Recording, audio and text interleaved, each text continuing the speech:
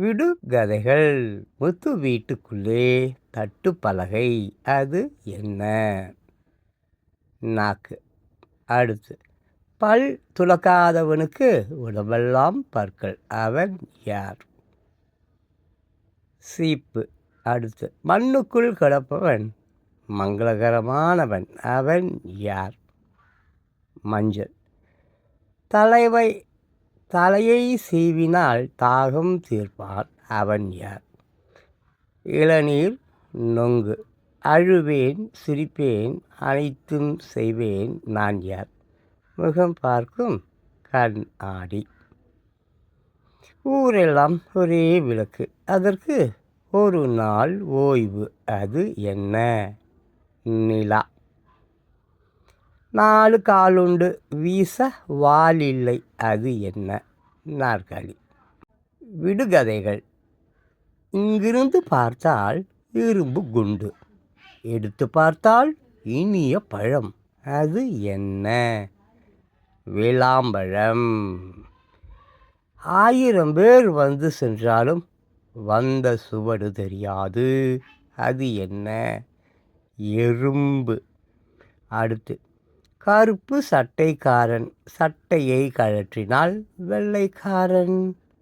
அவன் யார்? உளுந்து. ஆடி ஓய்ந்தவன் ஆமணி வருவாள். அவள் யார்? ஆவணி. இந்த மானால் நடக்க முடியாது. எந்த மான்? அந்த மான். ஆடாமல் பாடுவான், அசையாமல் பேசுவான். அவன் யார்? ரேடியோ. விடுகதைகள். எல்லா விஷயத்தையும் தெரிந்த எனக்கு பேச தெரியாது. காலையில் வீடு தேடி வருவேன். நான் யார்? நாழிதழ். எல்லா இடத்திலும் இருப்பேன், ஆனால் என்னை பிடிக்க முடியாது. நான் யார்? காற்று. பிறந்ததும் இனிப்பால், கலந்ததும் புளிப்பால், கடைந்தபின் மணப்பால். இவள் யார்? பால், தயிர், வெண்ணெய், நெய். எங்கள் அக்கா சிகப்பு, குளித்தால் கருப்பு. அது என்ன? அடுப்பு கறி. நெருப்பு பட்டால் அழுவாள். அவள் யார்? மெழுகுவர்த்தி. வளரும்போது கருப்பு, வயதான போது வெள்ளை. அது என்ன? முடி. விடுகதைகள். வீட்டிற்கு ஒரு முரட்டு சிப்பாய். காவல். அது என்ன? பூட்டு. பஞ்சை அதிகமாக சாப்பிட்டு படுத்தே கிடக்குது. அது என்ன? தலையணை. இரத்தம் குடித்தே சிவந்தவன். அவன் யார்? மூட்டை பூச்சி. தட்டினால் பறப்பான், தடவினால் சாவான். அது என்ன? கொசு. அம்மா சப்பை, மகன் உருண்டை. அது என்ன? அம்மி குழவி. தாய் குப்பையிலே, மகள் சந்தையிலே. அவை என்ன? வைக்கோல், நெல். கோடி கோடியா வெள்ளிப்பணம் கொட்டி கிடக்குது வீதியிலே. அது என்ன? ஆகாய நட்சத்திரம். விடுகதைகள். விரல் இல்லாமலே ஒரு கை. அது என்ன? உலக்கை. குரல் இல்லாதவன் கூப்பிடுகிறான். அவன் யார்?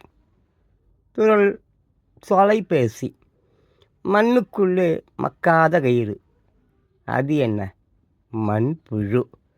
காலையில் ஊது சங்கு, கறி சமைக்க உதவும் சங்கு. அது என்ன? சேவல். போகும் இடமெல்லாம் தம்பி கோடு கிழிப்பான். தம்பி. அவன் யார்? நத்தை. கால் அடியில் கிடக்கிறானே என்று இவனை உதைக்க முடியாது. அவன் யார்? முள். வெளிச்சத்தில் பிடிபட்டவனுக்கு இருட்டில் விடுதலை. அவன் யார்? ஃபோட்டோ. வயநாடு, ஆகஸ்ட் 3. பலி எண்ணிக்கை 336 ஆக உயர்வு. வயநாடு நிலச்சரிவு பகுதியில் 4 பேர் உயிருடன் மீட்பு. மண்ணில் புதைந்தவர்களை நவீன கருவி மூலம் தேடுகிறார்கள்.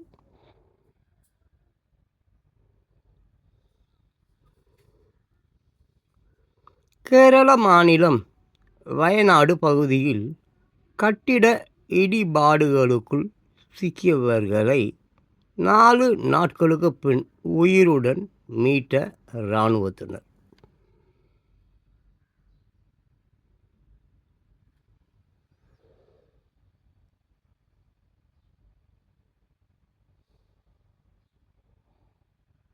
வயநாடு ஆகஸ்ட் 3. கை கால்கள் இன்றி கரையில் ஒதுங்கிய உடல்கள்.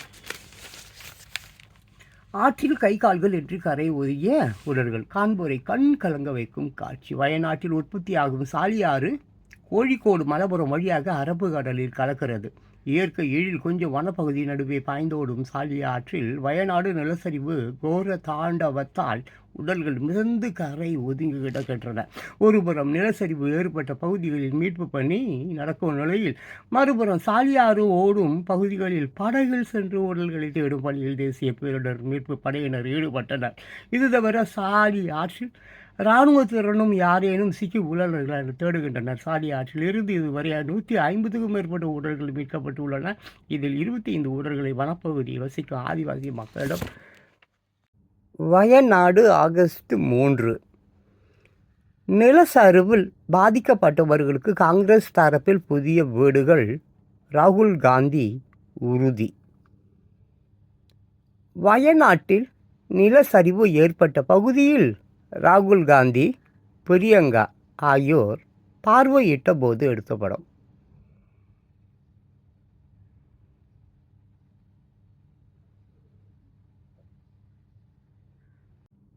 சென்னை ஆகஸ்ட் 3.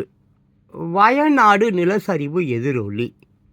தமிழக மலை கிராமங்களை கண்காணிக்க வேண்டும் கலெக்டர்களுக்கு அரசு உத்தரவு.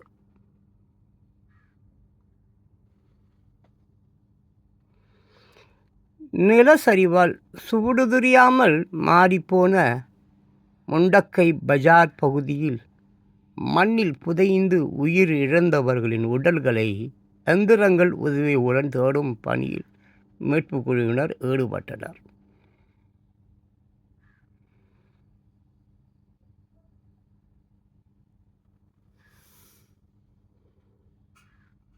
நிலச்சரிவில் சிக்கி மண்ணில் புதைந்தவர்களை கண்டுபிடிக்கும் பயன்படுத்தும் நவீன கருவி. வயநாடு ஆகஸ்ட் 3.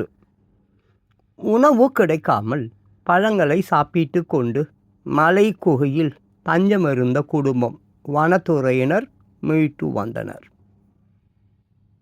பழங்குடியின குழந்தைகளுக்கு வனத்துறையினர் உணவு வழங்கிய போது எடுத்த படம்.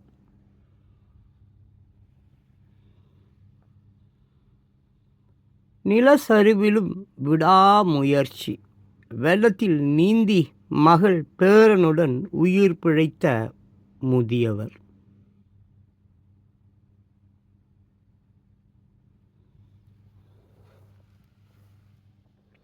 இது எங்கள் மகள்தான். உயிரிழந்த சிறுமியின் உடலுக்கு உரிமை கோரும் 4 குடும்பத்தினர் DNA பரிசோதனை நடத்த முடிவு.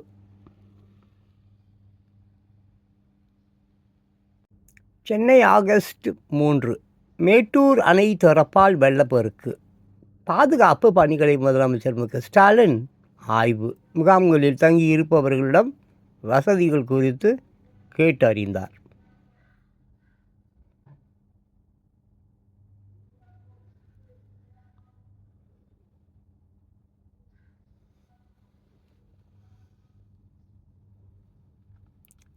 சென்னை எழிலகத்தில் உள்ள மாநில அவசரகால செயல்பாட்டு மையத்திற்கு நேரில் சென்று மேட்டூர் அணையில் இருந்து காவிரி ஆற்றில் வெளியேற்றப்படும் அதிக அளவு உபரி நீரினால் ஏற்படும் பாதிப்புகளை எதிர்கொள்ள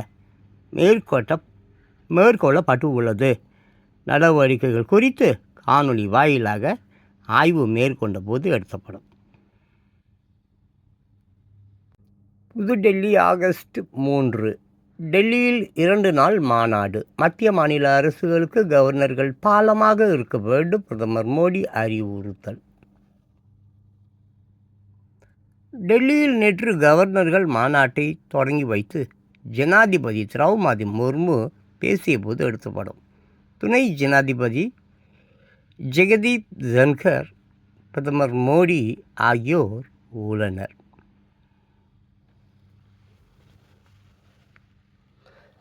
சென்னை அருந்ததியர் உள் இடஒதுக்கீடு செல்லும் என சுப்ரீம் கோர்ட் தீர்ப்பு. திராவிட மாடல் அரசின் உன்னதமான திட்டத்திற்கு கிடைத்த மகத்தான வெற்றி.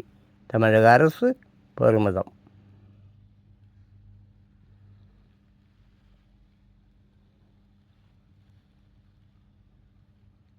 கோவை, ஆகஸ்ட் 3. மேலும் ஒரு வழக்கில் சவுக்கு சங்கர் கைது. பெண் போலீசாரை தரைக்குறைவாகவும் அவதூறாகவும் பேசியதாக யூடியூபர் சவுக்கு சங்கரை கோவை மாநகர சைபர் கிரைம் போலீசார் கைது செய்தனர். இந்த நிலையில் கடந்த ஆண்டு அக்டோபர் மாதம் 31 ஒரு யூடியூப் சேனலில் சவுக்கு சங்கர், ஃபெலிக்ஸ் ஜெரால்டு ஆகியோர் சுதந்திர போராட்ட வீரர் முத்துராமலிங்க தேவர் குறித்து அவதூறு பரப்பும் வகையிலும் இரு தரப்பினர் இடையே கலவரத்தை தூண்டும் வகையிலும் பேசியதாக தெரிகிறது. இது குறித்து கோவை ரிஸ்கோஸ் போலீசில் புகார் செய்யப்பட்டது. அதன் பேரில் போலீசார் சவுக்கு சங்கர், ஃபெலிக்ஸ் ஜெரால்டு ஆகியோர் மீது வழக்கு பதிவு செய்தனர். தற்போது சவுக்கு சங்கர் சென்னை சிறையிலும், ஃபெலிக்ஸ் ஜெரால்டு திருச்சி சிறையிலும் அடைக்கப்பட்டு உள்ளனர். இந்த நிலையில் சுதந்திர போராட்ட வீரர் முத்துராமலிங்க தேவரை அவதூறாக பேசிய வழக்கில் ரிஸ்கோஸ் போலீசார் நேற்று சவுக்கு சங்கரை கைது செய்தனர். இதையடுத்து அவர் கோவை அழைத்துச் செல்லப்பட்டார். அங்கு கோர்ட்டில் ஆஜர்படுத்தப்பட்டு 15 நாள் நீதிமன்ற காவலில். பெங்களூர், ஆகஸ்ட் 3. வீட்டில் ஆட்டுக்கறி சாப்பிட்ட 4 பேர் சாவு.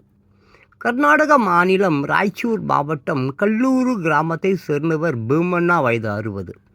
இவரது மனைவி ஈரம்மா 57. இந்த தம்பதியின் மகள்கள் மல்லம்மா 23, பார்வதி 19, மகன் மல்லேஷ் 21.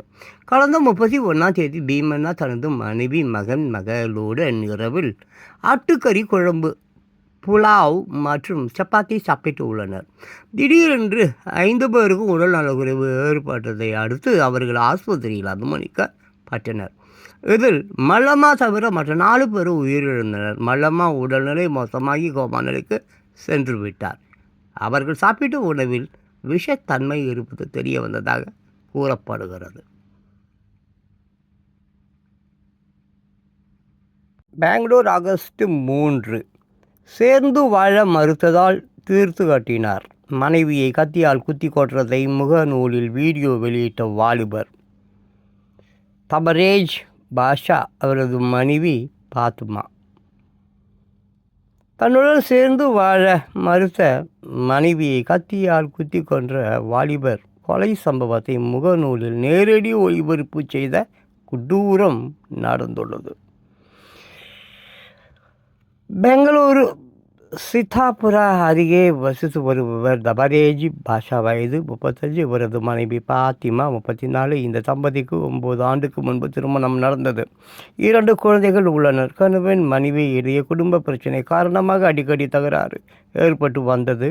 இதனால் தனது கணவர் தபரேஜ் பாஷாவுடன் வாழ பிடிக்காமல் சாம்ராஜ்பேட்டை இயற்கை அன்னை கருணை பொழிந்தாள். தமிழ்நாட்டின் மொத்த மக்கள் தொகையில் ஏறத்தாழ 50% பேர் விவசாயத்தை நம்பியே வாழ்கிறார்கள். இதில் மேட்டூர் அணையை நம்பி சேலம், நாமக்கல், ஈரோடு, கரூர், திருச்சி, தஞ்சாவூர், திருவாரூர், மயிலாடுதுறை, அரியலூர், பெரம்பலூர், புதுக்கோட்டை, கடலூர், நாகப்பட்டினம் ஆகிய 13 டெல்டா மாவட்ட விவசாயிகள் இருக்கின்றனர்.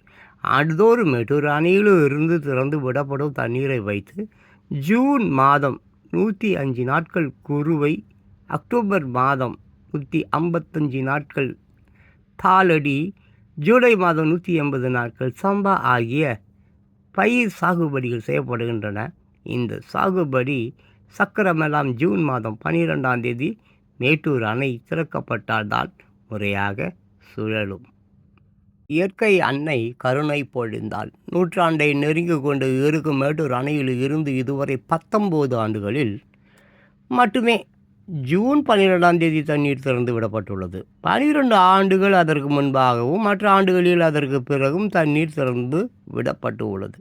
மேட்டூர் அணை தனது முழு கொள்ளளவான 120 அடியை இதுவரை 61 முறைதான் எட்டியுள்ளது. இந்த ஆண்டு நீர்மட்டம் மிக குறைவாக இருந்ததால் ஜூன் 12ஆம் தேதி தண்ணீர் திறக்க முடியவில்லை.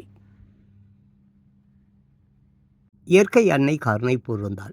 இது மட்டுமல்லாமல் காவிரி நடுவர் மன்ற தீர்ப்பின் அடிப்படையில் சுப்ரீம் கோர்ட் உத்தரவுப்படி ஆண்டுதோறும் 177.25 டிஎம்சி தண்ணீரை மாதாந்திர பகிர்வு அடிப்படையில் வழங்கும் முறையை கர்நாடக அரசு பின்பற்றாததால் கடும் சிக்கல் ஏற்பட்டது. தமிழக அரசின் முறையீட்டின் பேரில் காவிரி ஒழுங்காற்று குழு கடந்த மாதம் 12ஆம் தேதியிலிருந்து 31ஆம் தேதி வரை தினமும் 1 டிஎம்சி அதாவது 11,500 கன அடி தண்ணீரை திறந்துவிட கர்நாடக அரசுக்கு உத்தரவிட்டது. ஆனால் கர்நாடக அரசாங்கமோ தினமும் 8,000 கன அடி தண்ணீரை தான் வழங்க முடியும் என்று விடாப்பிடியாக இருந்தது. டெல்டா மாவட்ட விவசாயிகளின் இயக்கத்தை கர்நாடகம் போக்காத நிலையில் இயற்கை அன்னை மழையாக பொழிந்து கருணை காட்டினாள். கர்நாடகாவில் தென்மேற்கு பருவமழை உச்சம் தொட்டு கிருஷ்ணராஜ சாகர், KRS, கபினி, ஹாரங்கி, ஹேமாவதி ஆகிய அணைகள் வேகமாக இயற்கை அன்னை கருணை பொழிந்தாள். கிருஷ்ணராஜசாகர், KRS, கபினி, ஹாரங்கி, ஹேமாவதி ஆகிய அணைகள் வேகமாக நிரம்பின. இதனால் உபரி நீரை காவிரி ஆற்றில் திறந்துவிட வேண்டிய கட்டாயம் கர்நாடகத்துக்கு ஏற்பட்டது. மேட்டூர் அணையும் வேகமாக நிரம்ப தொடங்கியதை தொடர்ந்து கடந்த மாதம் 28ஆம் தேதி டெல்டா பாசனத்துக்கு தண்ணீர் திறந்து விடப்பட்டது. திறந்து விடப்படும் தண்ணீரின் அளவு முதலில் 5,000 கன அடியாக இருந்து பிறகு படிப்படியாக உயர்த்தப்பட்டு நேற்று முன்தினம் 1,70,000 கன அடியாக அதிகரித்தது. இயற்கை அன்னை கருணை பொழிந்தாள். காவிரியில் வெள்ளம் கரைபுரண்டு ஓடியதை போல் விவசாயிகள் உள்ளத்தில் மகிழ்ச்சி வெள்ளம் கரைபுரண்டது. இதனால் பாசனத்துக்கு மட்டுமின்றி காவிரி உபரிநீர் திட்டத்தின் மூலம் ஏரி குளங்களிலும் தண்ணீர் நிரம்பும் பணி நடந்து வருகிறது. கர்நாடகாவில் இருந்து உபரி நீர் மேலும் திறந்து விடப்பட்டால் காவிரி ஆற்றில் பாய்ந்தோடி கடலுக்கு செல்லும் நிலை ஏற்படும். அது போன்ற சூழ்நிலைகளை தடுக்க பசுமை தாயகத்தின் தலைவர் சௌமியா அன்புமணி கூறியது போல காவிரி ஆற்றின் குறுக்கே 10 கிலோமீட்டர் இடைவெளியில் தடுப்பணைகள் கட்டும் திட்டத்தை மேற்கொள்ள முடியுமா என்பதையும் அரசு பரிசீலிக்க வேண்டும். இது ஒரு நல்ல யோசனை. சார்லி சாப்ளின் வரலாறு. 1912ஆம் ஆண்டு கார்னோ குழு அமெரிக்காவில் உள்ள அவர்களின் ஊருக்கு திரும்பியது. ஆனால் இம்முறை சாப்ளின் அக்குழுவுடன் செல்லவில்லை. இதற்கிடையில் சாப்ளினின் நடிப்பை பல நிகழ்ச்சிகளில் கண்டுகளித்த கீஸ்டோன் ஃபிலிம் ஸ்டுடியோ எனும் சினிமா நிறுவன உரிமையாளர் மார்க் செனேட்டுக்கு சாப்ளினின் நடிப்பு மிகவும் பிடித்து போயிடுச்சு. அந்த காலகட்டத்தில் ஊமை படங்கள் தான் வெளிவந்து கொண்டிருந்தன. சாப்ளினை தனது படத்தில் நடிக்க வைக்க மார்க் செனேட் ஒப்பந்தம் செய்தார். சாப்ளினின் வாழ்க்கையில் இருந்த நிகழ்ச்சி ஒரு மிகப்பெரிய திருப்பு முனையாக அமைந்தது. சினிமா வரலாற்றிலேயே கூட இது ஒரு திருப்பு முனை ஏற்படுத்திய நிகழ்ச்சி என்றும் சொல்லலாம். சாப்ளின் நடித்த முதல் படமான மேக்கிங் ஆஃப் லெவன் 1914 வெளியானது. இது ஒரு ரீல் மட்டுமே ஓடக்கூடிய நகைச்சுவை குறும்படம். இந்த படத்தில் நடிப்பதற்கு சாப்ளினுக்கு ஒரு வாரத்திற்கு $150 சம்பளம் தந்தார். நாஸ்டாமஸ் சொன்னதெல்லாம் நடக்கிறது. 3ஆம் உலகப் போர். மத்திய கிழக்கில் 2 மதங்களை சேர்ந்தவர்களுக்கிடையே போர் வரும். அந்த மதங்களை பின்பற்றுகிறவர்கள் அழிவதோடு அவர்களுடைய நாடுகளும் அழியும். மக்களின் செல்வத்தையும் ஆதரவையும் பெற்ற இரு தரப்பாருமே வலிமை மிக்கவர்கள்தான். உலக அரசியலில் யார் பெரியவர் என்ற போட்டியில் அந்த போர் நிகழும். தங்கள் வழியில் மற்ற நாடுகள் குறுக்கிடுவதை அவர்கள் விரும்ப மாட்டார்கள். போர் 1999 to 2025 காலகட்டத்தில் நிகழும். நாஸ்டாமஸ் சொன்னதெல்லாம்